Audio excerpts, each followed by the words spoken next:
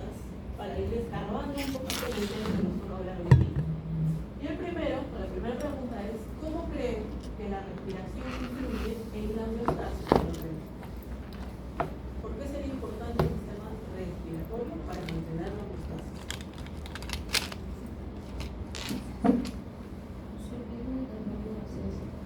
Ya, favorecer el intercambio gaseoso, que pueda haber captación de oxígeno, eliminación de CO2. De dióxido. Sí, cuando hablamos de homeostasis en la primera clase, hablamos un poquito de ello, ¿no?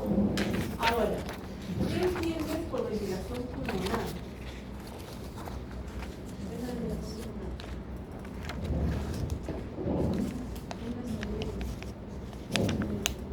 Ya, mediante dos mecanismos que vendrían a ser la respiración y la expiración.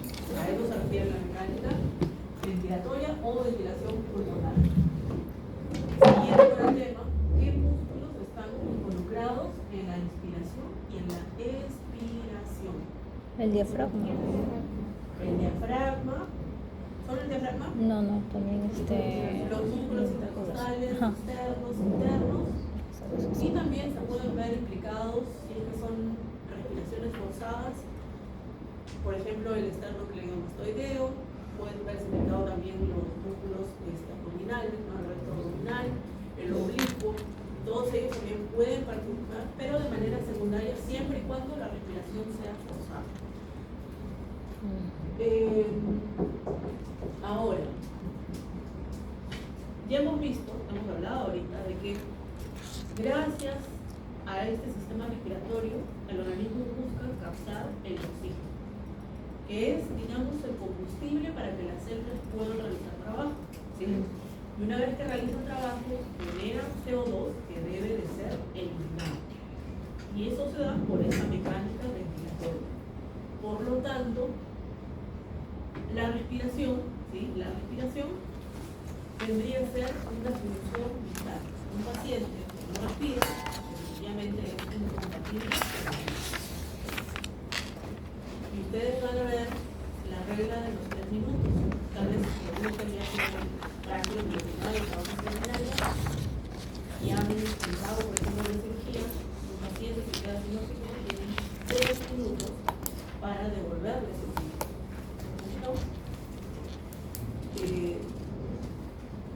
Definitivamente vamos a comenzar a ver muerte de células. Las primeras que comienzan a morir son neuronas a nivel del encéfalo.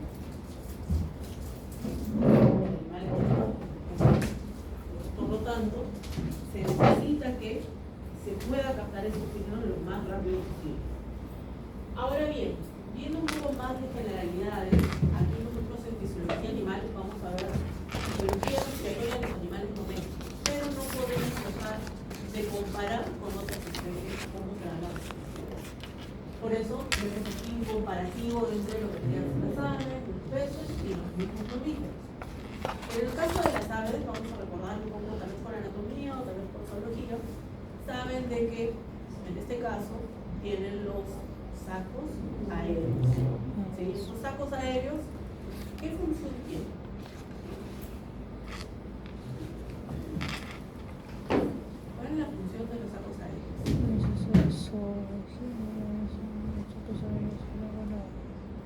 Hacer más liviano el vuelo en el momento que está haciendo esta acción de volar el ave, pero también estos sacos aéreos permiten que pueda haber un flujo de aire ¿hacia dónde? Hacia los parabronquios, para que se pueda dar ese intercambio. ¿Sí? Y normalmente tiende a ser de tipo unidireccional, porque va, digamos, ese flujo de aire va desde los sacos aéreos anteriores hacia lo que deben ser los parabronquios, los sacos aéreos anteriores y finalmente se eliminan. ¿Sí? Entonces siguen dos caminos diferentes. A diferencia de los mamíferos. Los mamíferos es bidireccional. ¿Por qué es bidireccional? Porque el aire está ingresando por las diferentes estructuras, ¿no? Nariz, va a la faringe, tráquea, bronquios, bronquiolos, alveolos. Intercambio gaseoso, luego regresa por las mismas estructuras. Es decir, otra vez, del alveolo al ¿sí? Tráquea, laringe, nariz, y hacia afuera espina. Entonces es bidireccional. En ambos sentidos. La diferencia de la Y en el caso de los peces, tienen también un mecanismo especial a la hora de captar el oxígeno, porque ustedes recordarán que el oxígeno que se encuentra en el agua es menos concentrado que el oxígeno del aire en la tierra. Entonces, ellos desarrollaron un mecanismo que se conoce como un mecanismo de contracorriente, donde tenemos a las branquias y tenemos a los capilares. Entonces, ¿qué ocurre? Que por un lado vamos a tener la circulación en un sentido, ¿sí?, del oxígeno, con el agua, obviamente, y en el sentido opuesto vamos a tener el flujo de la sangre. Lo mismo aquí.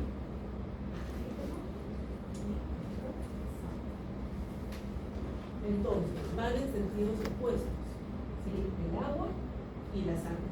Esto va a generar que tenga una mayor eficacia a la hora de captar el oxígeno, porque justamente van en sentidos opuestos y eso le da tiempo a que pueda haber difusión, ¿sí? Mecanismo de contracorriente. Y hablando de la mecánica ventilatoria, hemos hablado de que está entre la entrada y la salida del aire, es decir, inspiración y expiración. En el caso de la expiración es un evento que suele ser activo, ¿sí? ¿Por qué? Porque hay contracciones del diafragma. Mientras que en la expiración es un evento pasivo. Entonces, si tenemos dos diafragmas, el diafragma A y el diafragma B, pregunto cuál de estos dos estaría en inspiración. ¿Por qué la B?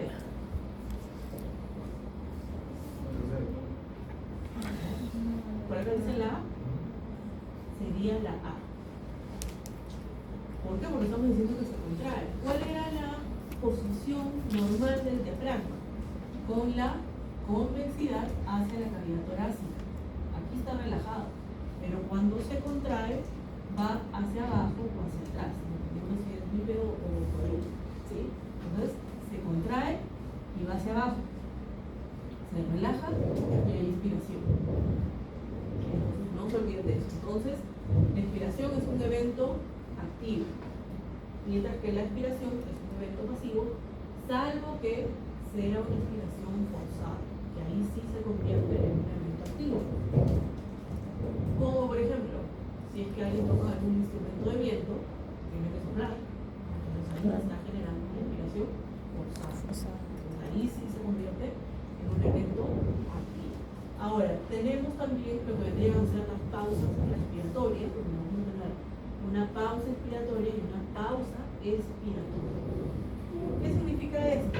Estas pausas, que no son constantes, pero sí se suelen dar cada tanto, permiten que pueda el mismo sistema respiratorio de esta mecánica ventilatoria que pueda ir adecuándose a, digamos, a ciertos cambios que se puedan ir presentando. A lo mejor un paciente necesita realizar una mayor inspiración, una mayor expiración, entonces eso se logra mediante esas pausas. ¿Ok? Ahora, pregunto, ¿la respiración es un evento consciente o inconsciente? Inconsciente. Inconsciente. Ambas. Es ambas. Es consciente, ¿por qué? Ustedes me han dicho, me han hablado hace un ratito sobre el diafragma. ¿El diafragma qué tipo de músculo es?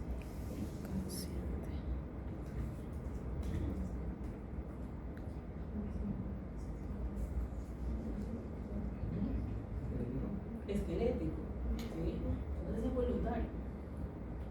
Entonces, por ese lado, es consciente. Yo puedo controlar mi respiración si es que quiero bucear, por ejemplo. Entonces es consciente. Pero también es inconsciente porque tenemos un centro respiratorio que se va a encargar de regular. Es esa respiración que, por ejemplo, se da mientras ustedes están durmiendo. No están durmiendo, pero no se están preocupando por respirar. ¿Por qué? Porque hay una regulación. ¿Sí? Hay una regulación que permite que se pueda dar esa inspiración y esa expiración de manera rítmica.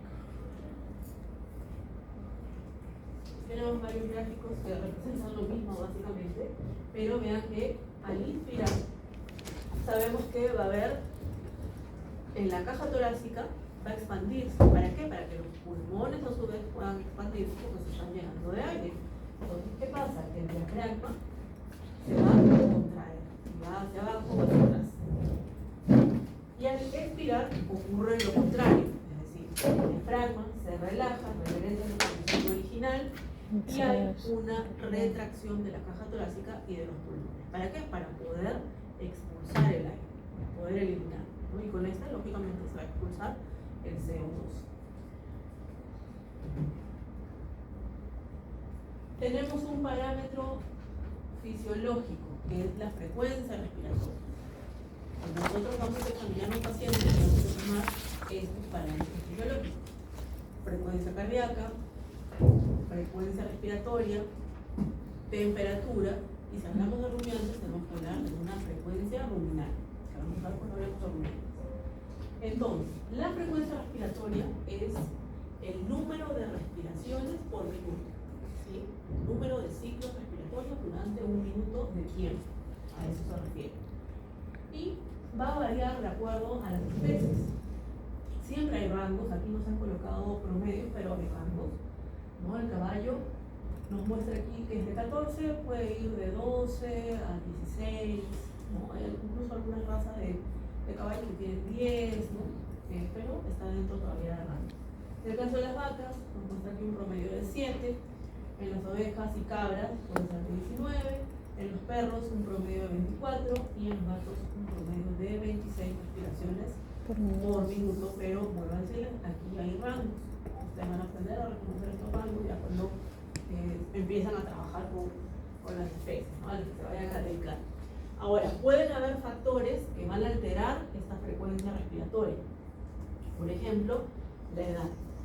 Va a ser muy diferente la frecuencia respiratoria entre un cachorro y un perro mayor. ¿Quién va a tener mayor frecuencia respiratoria? ¿El cachorro o el perro mayor? El cachorro. El cachorro. La pregunta es ¿por qué?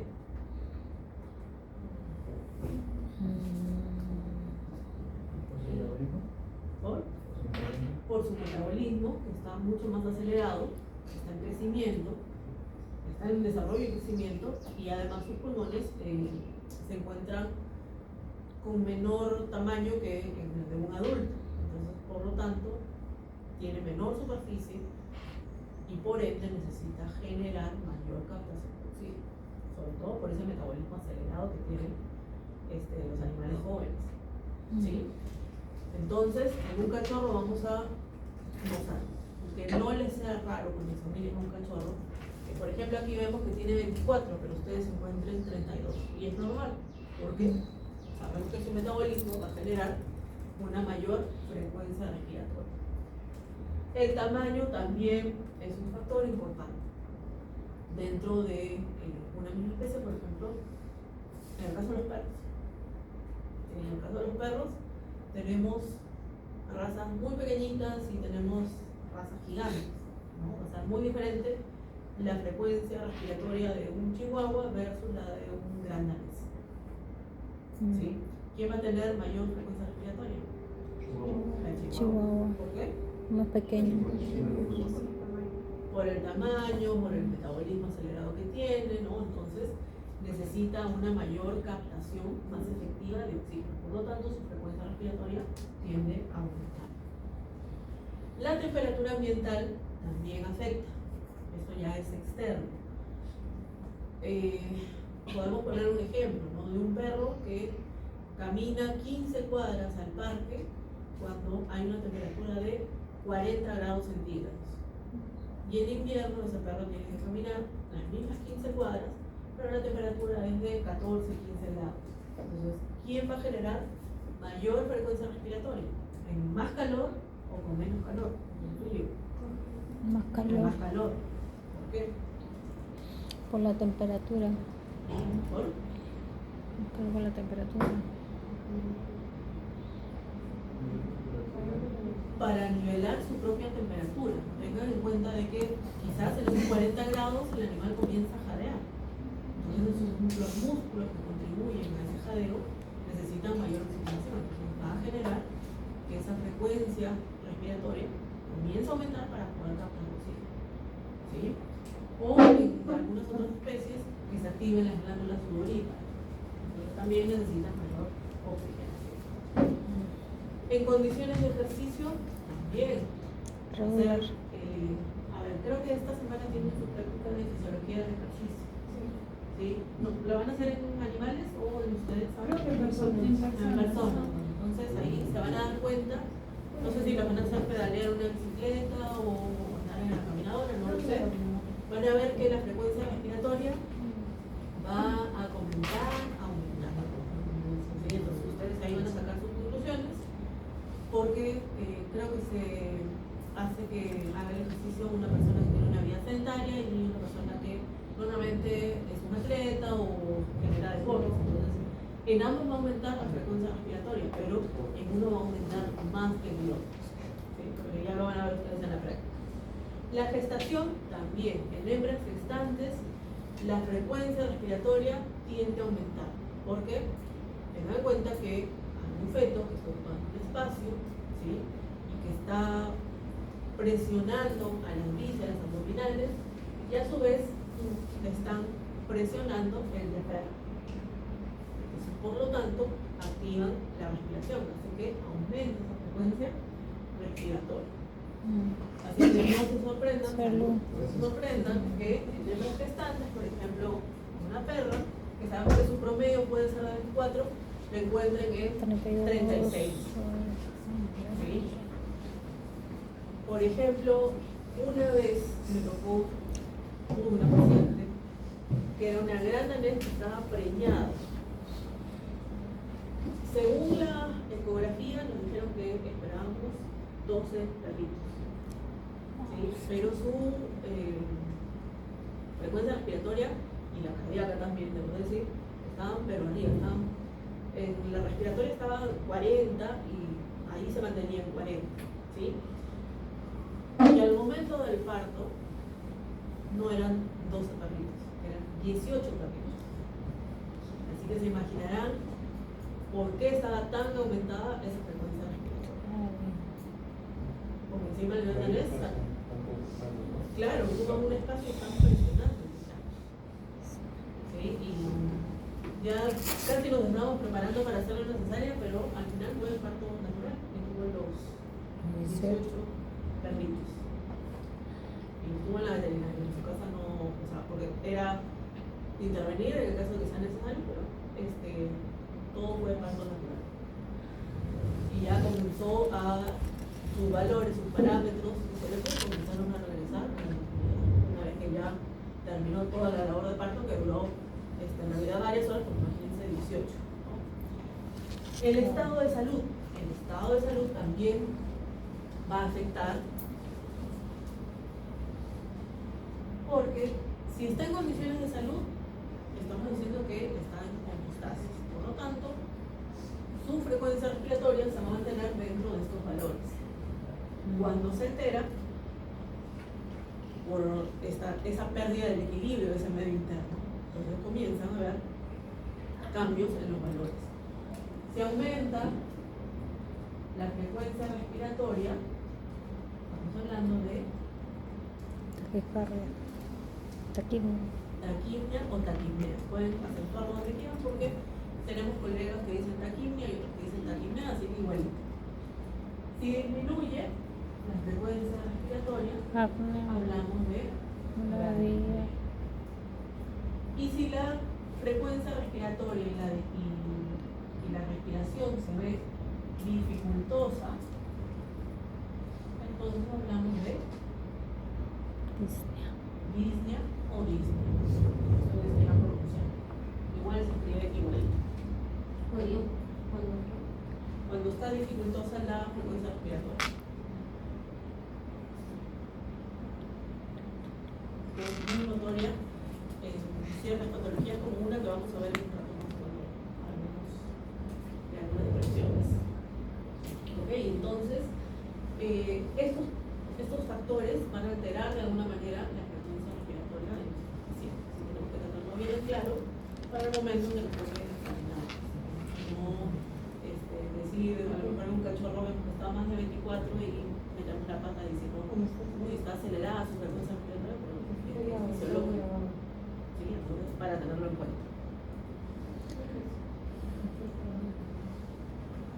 Ahora, tenemos una prueba que es la espirometría. Tal vez, no sé si alguno de ustedes es asmático o ha tenido que hacer pruebas médicas para entrar en algún equipo de deporte o incluso en algún trabajo. Y es la espirometría en donde el individuo tiene que soplar en un dispositivo y la máquina ya en la actualidad saca unos gráficos que representan los volúmenes y capacidades. ¿Están escuchando qué están hablando? Dosificar el volumen o mejor mantenerse en silencio.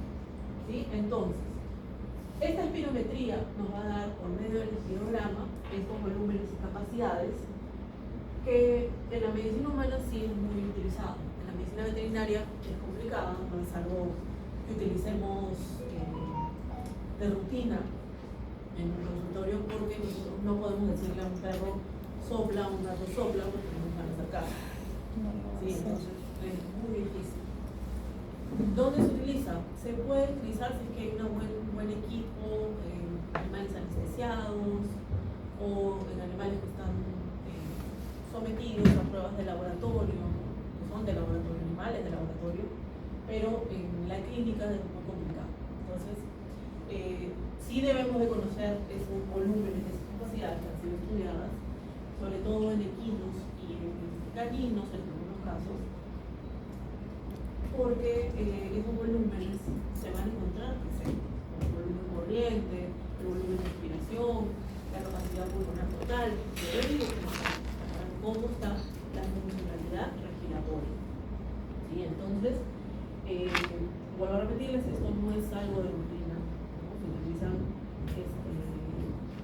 en animales que están anestesiados o en animales. Estos volúmenes que nos va a dar el espirograma son básicamente el volumen tidal. Aquí les estamos colocando valores en promedio, que nuevamente va a ser muy diferente el volumen tidal de un chihuahua versus el de un caballo. Entonces, aquí trabajamos con promedios para no confundir tanto. ¿Sí? Entonces, el volumen tidal, también llamado volumen corriente, se refiere al volumen de aire que entra o sale durante una respiración, aproximadamente 500 ml. Luego tenemos un volumen de reserva inspiratorio, el cual se refiere al aire que está siendo inspirado durante una inspiración máxima forzada. ¿Sí? Y aproximadamente es de 3100 ml. Tenemos un volumen de reserva expiratoria, en este caso debería ser el aire que está siendo expirado durante una inspiración forzada máxima. Valor promedio 1200. Y tenemos un volumen residual. Este volumen residual es el volumen que queda a nivel de los pulmones luego de una expiración forzada. Ahí el nombre de volumen residual. Bien, entonces, conociendo estos cuatro volúmenes, podemos calcular la capacidad. ¿Sí? Y la capacidad, tenemos cuatro tipos de capacidades. Tenemos una capacidad inspiratoria. ¿Sí? La capacidad inspiratoria es la sumatoria del volumen tidal más el volumen de reserva inspiratoria. Entonces teníamos 3100 más 500, 3600. Es nuestra capacidad inspiratoria. Podemos tener una capacidad residual funcional que vendría a ser la sumatoria del volumen residual expiratorio más el volumen residual. Entonces, 1200, 1200, 2400. Tenemos la capacidad vital, que es la sumatoria del volumen tidal más el volumen de reserva expiratoria más el volumen de reserva expiratoria. La sumatoria nos da la capacidad vital. Y finalmente tenemos la capacidad pulmonar total, que sería la sumatoria de los 4 volúmenes. El volumen vital más el volumen del tercer respiratorio, más el volumen del tercer respiratorio, más el volumen residual. Capacidad pulmonar total. Que como les vuelvo a repetir, son valores que se conocen, pero que nosotros, por la poca disponibilidad y cooperación de nuestros pacientes, no podemos realizar de rutina en el consultorio. Tienen aquí las capacidades, la sumatoria de los volúmenes, como hemos visto, lo tienen por si no lo pueden anotar, y podemos calcular el volumen respiratorio como minuto. Esto lo van a calcular en la práctica, pero también en la teoría ya les voy a adelantar un poco. Este volumen respiratorio por minuto se refiere al volumen corriente, es decir, ese volumen que entra y sale durante una respiración por la frecuencia respiratoria.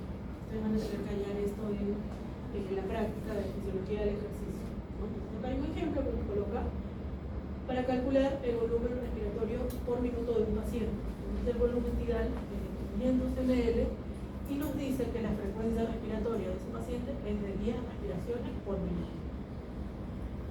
Se hace el cálculo, obtenemos el producto, ¿no? Ese volumen respiratorio por minuto se refiere a que son 5000 ml, ¿sí?, de volumen de aire que entra o sale de los pulmones durante un minuto de tiempo. ¿Sí? Ahora lo van a calcular en la práctica cuando obtengan estos valores, ¿sí? Queda claro, creo que es sencillo, no es tan complicado. Ahora tenemos otro volumen que podemos calcular, que es el volumen de ventilación alveolar. Y para esto tenemos que recordar lo que vendría a ser el espacio muerto anatómico y el espacio muerto fisiológico. ¿Cuál es la diferencia entre uno y otro? En el caso del espacio muerto anatómico, se refiere a ese tercio de aire que ingresa en las vías respiratorias, pero que no llega a los alveolos. ¿Sí? Ese es el espacio muerto anatómico. Y tenemos el espacio muerto fisiológico, que en este caso sí es el volumen de aire que entra en las vías respiratorias, llega a los alveolos, pero no ocurre el intercambio gaseoso. Sí, no hay intercambio gaseoso. Entonces es el espacio muerto fisiológico. ¿Cómo se halla el volumen de ventilación alveolar? El volumen tidal menos el volumen del espacio muerto. ¿Sí? Entonces, este volumen de ventilación alveolar nos va a permitir conocer cómo es que ocurre ese intercambio gaseoso. Entonces, tenemos aquí nuevamente un ejercicio con valores que ya nos dan. El volumen de ventilación alveolar, nuevamente, volumen tidal menos volumen del espacio muerto. El volumen tidal era de 500 ml y el volumen del espacio muerto 150 ml. Hacemos la diferencia y nos da 350 ml que entran en los alveolos durante cada inspiración. Ahora, se puede hallar a su vez un volumen de ventilación alveolar por minuto. Entonces, aquí también hay otra fórmula que es el volumen de ventilación alveolar por la frecuencia respiratoria. ¿Dónde obtenemos estos valores? De lo que hemos calculado arriba. 350 ml por la frecuencia respiratoria que da en nuestro ejemplo, que era de 10 respiraciones por minuto. Entonces se hace el cálculo, se obtiene el producto, que son 3.500 ml de aire que entran en los alveolos durante un minuto de tiempo. Nos indica cómo se está realizando, qué cantidad se está realizando el intercambio gaseoso durante un minuto de tiempo. ¿Sí? Muy bien.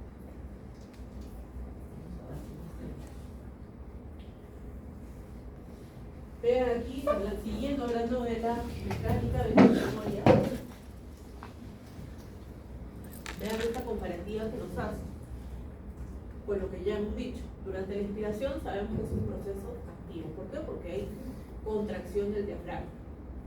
En la inspiración es un evento pasivo porque se relaja el diafragma, salvo que sea una inspiración forzada. ¿Okay? En la inspiración tenemos la expansión de la pared torácica, ¿no?, de la caja torácica, de los pulmones, mientras que en la expiración hay una retracción de la caja torácica de los pulmones. ¿Por qué? Porque se está eliminando el aire, ¿sí? Ahora, algo importante, en la inspiración dice que la presión es negativa, mientras que en la expiración es positiva. ¿Qué significa esto? Esto responde a la ley de Boyle. ¿Qué nos decía la ley de Boyle? En un ambiente cerrado, ¿sí?, el volumen de un gas es inversamente proporcional a la presión. Entonces, ¿qué quiere decir esto? Que a mayor volumen, menor presión. A menor volumen, mayor presión. Son inversamente proporcionales.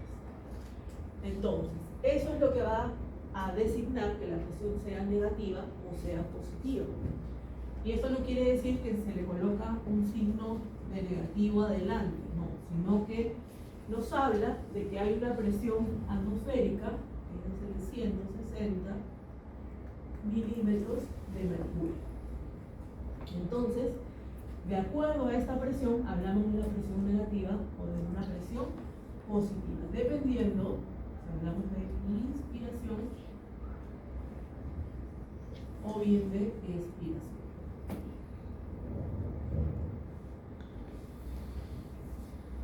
Estamos viendo que esa presión, y de hecho es la presión alveolar negativa, y aquí presión alveolar positiva. Cuando es negativa, significa que esa presión es menor a 760 milímetros de mercurio. Está por debajo de 760. Y cuando es positiva en la expiración, significa que es mayor a 760 milímetros de mercurio. Entonces, esto permite que el aire pueda fluir. Vean, en inspiración sabemos que va a haber una expansión de los pulmones, de la caja torácica, porque se está llenando de aire. Entonces, más volumen, pero menos presión respecto a la presión atmosférica. Está por debajo. Caso contrario, en la expiración, ¿qué estamos viendo? Retracción de la pared torácica, de los pulmones, porque tiene que eliminar el aire. Entonces, ¿qué vemos? Menos volumen,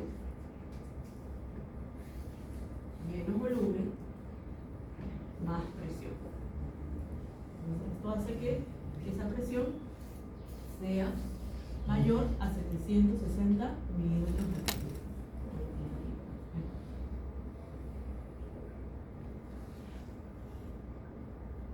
Y esta es la presión alveolar, también conocida como presión intrapulmonar, ¿sí? Pero más como presión alveolar. ¿Alguna duda? ¿Aquí? Más volumen, menos presión. Porque estamos viendo que es inversamente proporcional de acuerdo a la ley de Boyle. ¿Sí? Muy bien.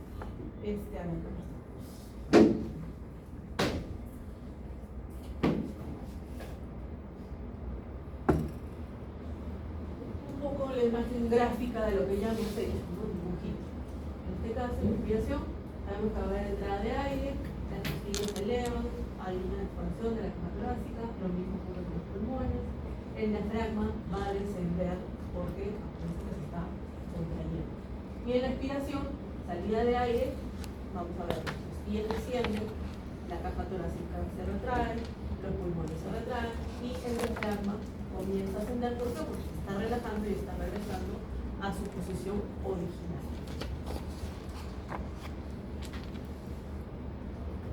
Vean aquí, esta es la presión de la cual hemos estado hablando, la presión intraalveolar. Negativa en inspiración y positiva en expiración con relación a la presión atmosférica. Y decimos presión intraalveolar porque hay una presión, que es la presión intratorácica, también conocida como intrapleural. En este caso, en esa presión intratorácica, siempre va a ser negativa, tanto en inspiración como en expiración. En ambos casos, siempre negativa. Y ojo, que es más negativa en inspiración que en expiración, pero ambas siempre van a ser negativas. Vamos a ver por qué. ¿Por qué es importante que sea negativa completamente? Vean aquí.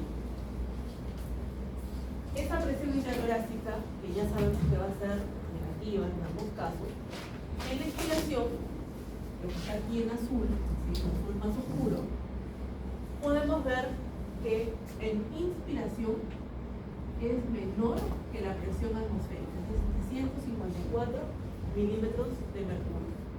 Mientras que en la expiración también es negativa, es menor a la presión atmosférica, es de 156. Y podemos ver que durante la inspiración es más negativa que en la expiración. ¿Esto por qué? Porque tiene que ser negativa en ambos casos. Porque por esa capacidad elástica que tienen los pulmones, tienden fisiológicamente al colapso. Tienden a ir hacia el centro, ¿no? Es como que tienden a chuparse hacia el centro. Entonces, esa presión intratorácica negativa hace que los pulmones puedan expandirse. ¿Cómo así? Lo que pasa es que hay o sea, se generan fuerzas opuestas entre la caja torácica y lo que ocurre a nivel de los pulmones, que van hacia el centro. La caja torácica tiende a ir hacia afuera. Y sabemos que están cubriendo los pulmones lo que viene a ser la pleura. Y esa pleura, también recordamos un poquito más, sabemos que hay una pleura parietal y una pleura visceral, y entre ambas se encuentra el líquido pleural que actúa como un lubricante. Entonces, ¿qué pasa?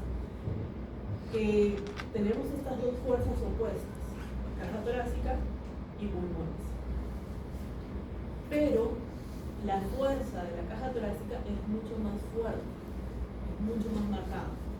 Por lo tanto, la caja torácica va a jalar a la pleura parietal, la pleura parietal va a jalar a la pleura visceral, y la pleura visceral va a jalar hacia afuera a los pulmones, permitiendo que puedan llenarse de aire y evitando el colapso. Entonces tenemos este mecanismo muy importante para evitar el colapso. La presión intratorácica o intrapleural negativa, ¿sí? Debe de mantenerse negativa. Si se pierde esta negatividad, va a ocurrir colapso pulmonar de todas maneras. Y si hay colapso pulmonar, ya no vamos a tener como hay que estar con nosotros. ¿Sí? Entonces, ¿cómo se puede perder esta negatividad? Por ejemplo, pacientes atropellados, muchas veces se les genera una hernia diafragmática. O por ejemplo, cuando a veces salen las noticias, ¿no? Lastimosamente salen las noticias que dicen que un vecino acuchilló al perro de su vecino. Sí. Entonces, eso genera un neumotórax. ¿Por qué? Porque el aire del exterior está ingresando en la cavidad torácica y hace que la presión se vuelva positiva. Entonces, los pulmones van a colapsar. O también puede haber hernias diafragmáticas en cachorros. Hay cachorros que nacen con hernias diafragmáticas. Muy raro, pero sí se les puede llegar a presentar. O, bueno, la mayoría creo que son casos de atropello. O he visto 3 casos de hernia diafragmática en las cuales el perrito ha saltado desde una altura considerable y al saltar todas las vísceras han hecho fuerza y han generado la ruptura del diafragma. Lo he visto, en los 3 casos han sido en los famosos pequeños. Pero han sido cachorros los 3. No, adultos. En los salchichas. El famoso perro salchicha. En Chihuahua también he visto. Cortas, uno saltó desde su cama, el otro se subió a la mesa y saltó. Son de diferentes momentos, ¿no? Que los 3 saltó. Y el tercero no me acuerdo, pero también saltó desde, creo que desde... A veces las casas tienen como una barrera como una cerca lo colocaron encima y saltó. Lógicamente, las vísceras generan presión y generan la ruptura del diafragma. ¿Cómo llegamos a un diagnóstico en este caso? Lo que van a ver es que el perrito primero que deja de comer y va a comenzar a tener una respiración disneica, es decir, su frecuencia respiratoria se va a ver contributando, si tiene disney, que es lo que habíamos hablado hace un momento. ¿Sí? Entonces, ¿qué más vamos a encontrar? La respiración por lo general es costo-abdominal. Y en este caso vamos a ver que es una respiración que puede ser o más costal o más abdominal. Entonces han visto a veces en los bebitos, cuando tienen problemas respiratorios, la respiración se ve como que el abdomen se hunde. Sí. Bueno, algo muy parecido se ve en estas hernias diafragmáticas. Y además, ustedes al auscultar los pulmones, lo que estamos acostumbrados fisiológicamente a auscultar es que se puede sentir un poco la entrada del aire, casi no hay sonidos ni ruidos muy marcados, pero cuando ustedes auscultan a un paciente con hernia diafragmática, van a comenzar a percibir borborismos. Y los borborismos son los sonidos normales, fisiológicos, que se dan a nivel del estómago y de los intestinos. Cuando sentimos o escuchamos que es como que algo corre por la barriga, ¿no? Un ruidito, esos son borborismos. ¿Sí? Entonces, al ocultar los pulmones, la caja torácica no debería dar los borborismos. Entonces, en este caso, percibimos. ¿Por qué? Porque el estómago, el intestino, hígado, todo va hacia la cavidad torácica. Entonces, comprime. Entonces, ahí vemos que esa respiración se vuelve disneica, ¿no? Y bueno, podemos ya corroborarlo, si tenemos tiempo, de hacer una radiografía. En la radiografía se ve que las asas intestinales, todo está allá adelante. Solución, cirugía. Una cirugía se hace una laparoscopía, se retiran las vísceras, se deshace el abdomen y se tiene que suturar el diafragma, evitando que nuevamente ahí el paciente tiene que reposar, que a veces es un poco difícil, pero se tiene que hacer. Tiene que reposar el paciente, si no, es lo mismo que nada porque va a volver a abrir. ¿Okay? Entonces, eso es respecto, y esa es la importancia de mantener esa presión negativa. Es aquí justamente lo que estamos viendo y lo que les había dicho, ¿no? Son fuerzas opuestas que se originan a través de la fuerza que ejerce los pulmones, que quieren ir hacia adentro, y la caja torácica que quiere ir hacia afuera. Ya sabemos que es mucho más fuerte es el evento de la caja torácica, que va hacia afuera, jalar las pleuras, y las pleuras van a jalar a los pulmones. En este caso nos muestra un alveolo. Entonces genera esa negatividad. Y si se pierde, como en este caso, que hemos hablado, varios casos, que nos muestra el funcionamiento, ingresa el aire por afuera, haciendo que se vuelva positivo. Por lo tanto, el pulmón colapsa hacia el centro, es como que se chupa, como si se va a formar una pasita, ¿no? Entonces, lógicamente aquí no vamos a tener intercambio gaseoso. Es importante que se mantenga esa presión intratorácica negativa. Otro mecanismo para evitar el colapso pulmonar es el de las sustancias surfactantes.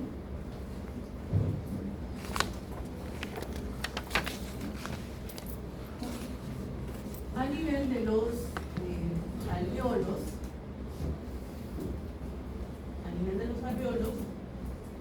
se va a generar tensión superficial. Pregunto, ¿qué es la tensión superficial? La capacidad que tiene el agua para que no se derrame, esa es la tensión superficial. Cuando el agua está en el tope de un vaso, no se derrame. Ya puede haber tensión superficial, pero ¿qué es? Explícitamente, ¿qué es? ¿A qué se refiere? Así como nos dio el ejemplo aquí la compañera Luis, también hay otros ejemplos prácticos, ¿no? Digamos. La hoja cuando cae en un estanque, flota. Correcto, hay tensión superficial. O cuando vemos a los insectos que caminan sobre el agua.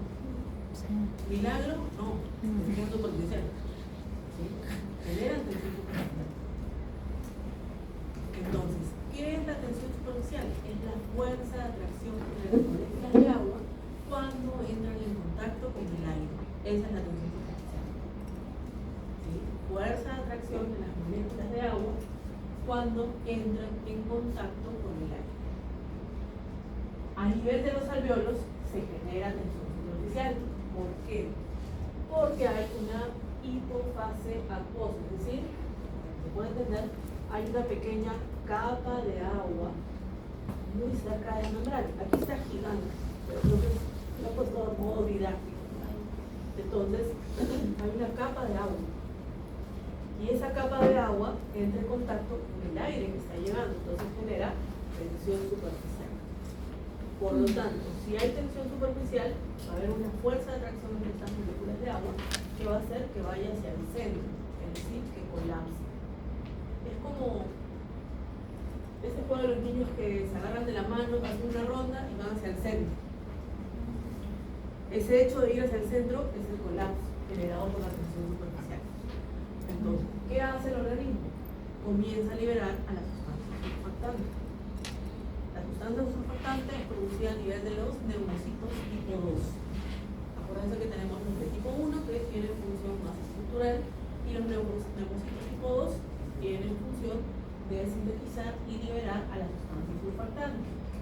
Sustancia surfactante está formada por proteínas de tipo A, B y C y por fosfolípidos.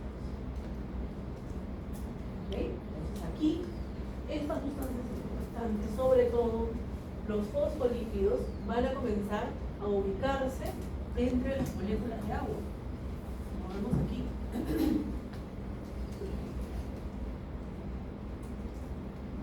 Evitando esta fuerza de atracción. Por lo tanto, ¿qué pasa con la tensión superficial? La tensión superficial va a comenzar a caer, va a comenzar a disminuir. Si volvemos a ese ejemplo de los niños que estaban en la ronda juntos, ¿qué significa que se rompa la tensión superficial gracias a la sustancia surfactante? Que regresen hacia afuera y puedan mantener esta forma, ¿no?, normal de los alvéolos y que no colapsen, no vayan hacia el centro. ¿Sí? Entonces, la sustancia surfactante disminuye la tensión superficial, por lo tanto, evita el colapso. ¿Sí? Entonces, si se les pregunta en un examen, en una discusión, en una maqueta, que a lo mejor alguien le toca hablar de respiratorio, ¿cuáles son los mecanismos para evitar el colapso pulmonar? ¿Cuál sería la respuesta? ¿Sustancias surfactantes solamente? Presión atmosférica, la presión intratorácica. Tensión Presión superficial. intratorácica negativa. Acuérdense, completo. Presión intratorácica negativa. Entonces tenemos estos dos mecanismos que fisiológicamente evitan el colapso. ¿Sí? ¿Alguna pregunta, alguna duda? ¿Algo que no haya quedado claro? ¿Habían dicho algo de M1? ¿M1? No. Ah, neumocitos. Ah, los neumocitos tipo 1 y neumocitos tipo 2.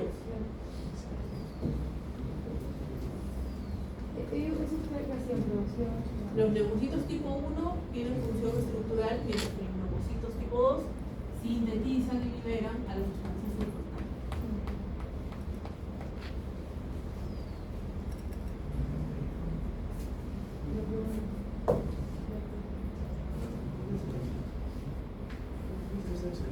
¿Les parece si tomamos un receso? Para los que tienen su foro, por favor me lo entregan.